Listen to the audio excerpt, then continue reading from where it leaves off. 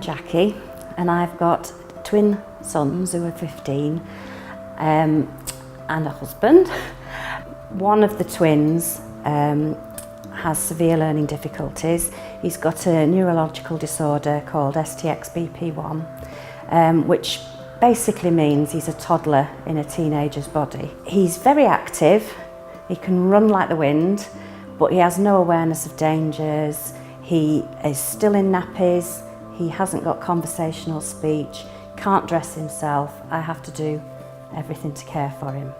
We've got the problem of the terrible twos clashing with adolescence.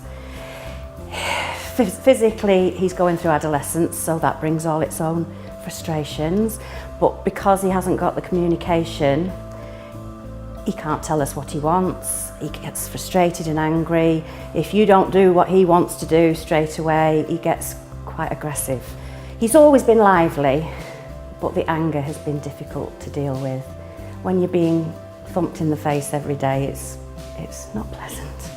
So last year we reached crisis point because we did keep asking social services for more help. Unfortunately, it ended up with our respite hours actually being cut. We were really struggling to cope, and it did cross my mind to actually put Christopher into care, which I wouldn't normally want to do at all. My name's Colin Earnshaw, and I'm dad of 3 kids, Georgia, Dylan and Layla. Georgia's condition, it's called Dravet syndrome. It's a genetic mutation on one of the genes in the brain. So with it she has severe epilepsy, classed as life-limiting. Developmental delay, quite high up on the autistic spectrum, I'd say. It's really, really hard to engage her and focus her on things. The sort of care Georgia needs is 24-hour care, really. She's got to be helped feed, changed, help her dress, everything that you take for granted as a person, she needs help with. I mean, you get used to it, don't get me wrong, but it's not easy. I approached Aiming Higher, and they've been marvellous. They've been really marvellous. When you're desperate and you're struggling, it's a place to go to offload, and the help I got with dealing with social services was invaluable, yeah. Aiming Higher provide this centre for groups to run for children with disabilities.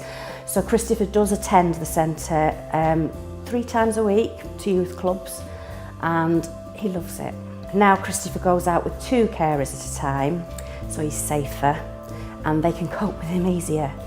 And we're getting more respite, so we can do normal family things with his twin brother. Georgia loves this place. She goes to the after-school clubs, they're on here. Big fan of the ball pool. And all the staff that work in here on the after-school clubs, the balls are just lobbed out. Every single ball thrown out the pit, and they just spend hours cleaning up after it while she giggles. The support we get here, we've got the use of the facilities. You know, if you need any help or a chat, you can pop in for a coffee. You can professional advice if they know the answer, or signpost you to other services. So it's a valuable resource, you know, and I know a lot of parents do use it. Some people don't know where to go and talk to. They need an outlet. You know, they're on the verge of just losing everything. And with the Aiming Higher staff, they can go in. It's free and easy to talk to. They can be offered advice. They give everything they can to the children and the families. We do feel sort of normal at times, which we never did before. That yeah, we get a break, and that is what we needed most, a break.